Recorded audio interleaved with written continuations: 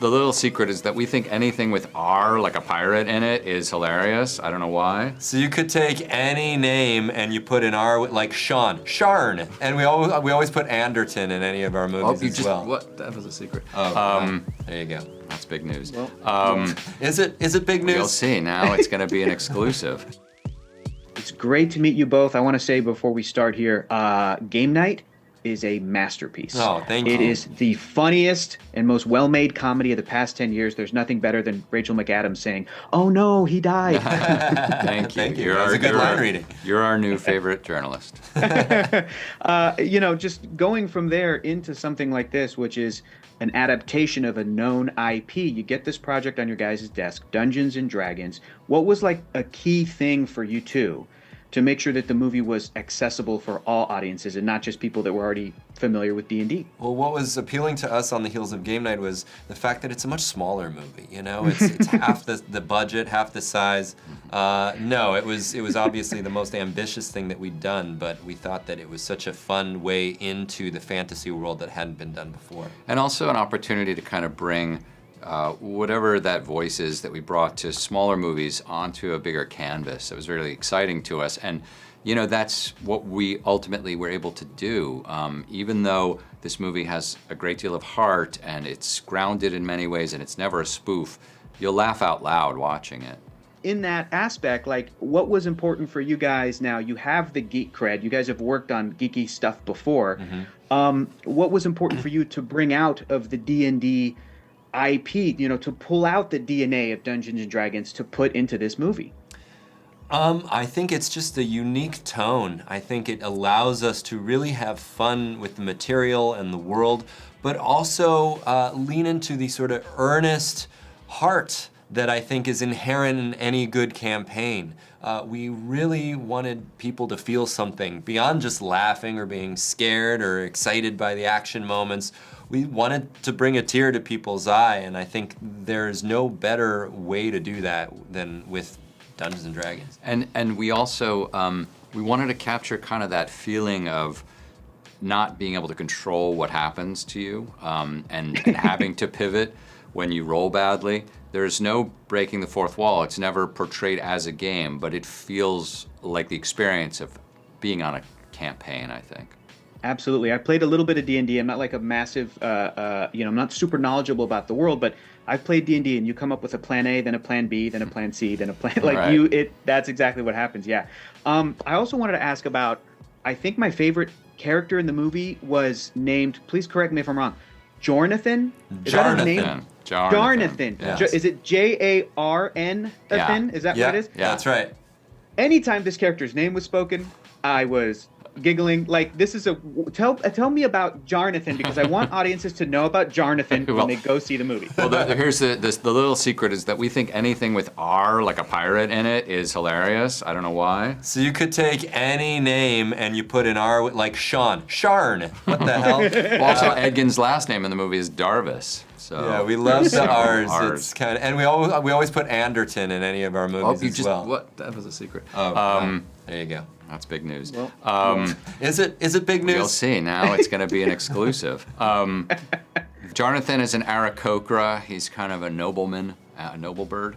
And he shows up at the beginning of the film as part of this absolution council in the parole hearing. An absolute nightmare to shoot, because he's carrying this wing rig that was about 600 pounds, and we needed lines from the ceiling to support some of the weight. But it was just a testament to the geniuses at Legacy Effects that did all of our practical effects work. They made Baby Yoda, that just brought this insanely absurd character to life in a tangible and realistic way. You got Aarakocra, you got Dragonborn in the film. There's so many amazing practical elements to the movie. I'm so glad you guys brought that up. And I can't wait for audiences to meet Jarnathan, who's my new favorite character. Thank you guys so thank you so much. It's almost Australian, I realize. It's almost My first question for you both is, I'm kind of like a casual D&D player. I've played a few times, but I'm not an expert in the lore. Did you two, I mean, I've always found the community to be very welcoming in that regard, but did you two put any pressure on yourselves to like dive into this 40+ year lore, or are you the type of person that enjoys doing that kind of research? I like doing that kind of research. Same. I also knew a bit about it going into it. Anyways, so it wasn't that hard. I already was starting doing research. I didn't know anything about it, but I spent the 2 weeks of quarantine that we had to do in Ireland reading these giant textbooks of D&D lore and learning all about what it means to be a half-elf and a sorcerer. And that was really cool. It's better than other research that I've had to do for roles before. Sophia, I saw that you said that you watched animal documentaries, and I would like to ask if that's true, because if it wasn't, it was a very funny joke. But if it was true, what did you watch? What did you pick up from animal documentaries? I do exaggerate a bit. I did watch a bit of animal documentaries, like animal clips and stuff of. Like what? Like name one. Like how, I don't know. It was like how birds land and how they like. That's cool. They take off, like what they do with their feet and how they muscle, like how they move into the. So for that scene where you have to like turn into or a how bird. they go. Yeah. That So was that's cool. why I did that movement. Yeah.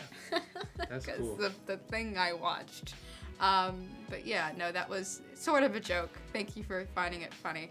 But it's based on a bit of truth.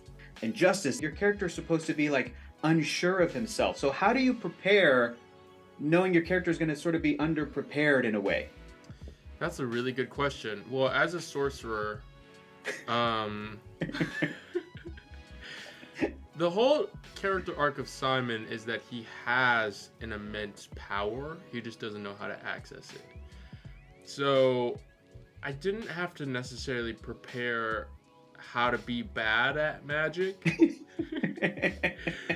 But I will say that what was interesting to me was the act of spellcasting. I wanted to ground it in some form of language, because I feel like if spellcasting was real, it would be a form of communication to the space around you. And I thought of sign language, because I'm learning a bit of sign language right now, and I have been for a couple years. So I would ground the gestures in a certain sign that had to do with the intended action of the spell. It's not the exact sign, but I would slightly morph it. It's inspired by it. Yeah, I would morph it in order to make it look more spellcastery. And that was really fun. Well, it came across. Again, you guys are fantastic. You do great work. You're wonderful in this movie. So thank you, Sophia. Thank you, Justice. Thank you very much. Thank you. Have a great rest of your day. You too. Thank you. Bye. Bye.